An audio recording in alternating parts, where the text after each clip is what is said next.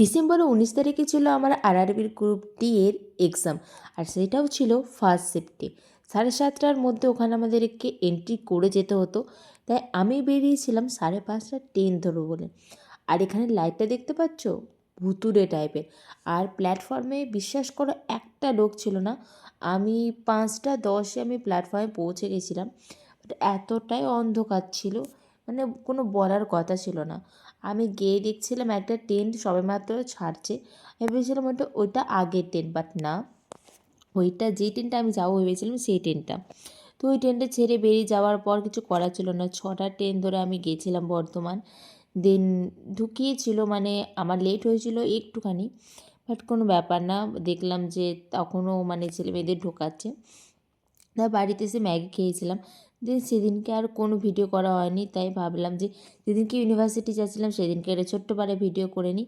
তো আজকে ছিল আমাদের মাইনরের ক্লাস, আর আজকে হচ্ছে 24 তারিখ। তো তাই জন্যে অনেক দিন গ্যাপ পড়ে গেছে মাঝখানে, বুঝতেই পারছি। তাই মাঝখানে কোনো ভিডিও করা হয়নি। আজকের মতো এত দূরই, দেখা হচ্ছে নেক্সট ভিডিওতে। টাটা।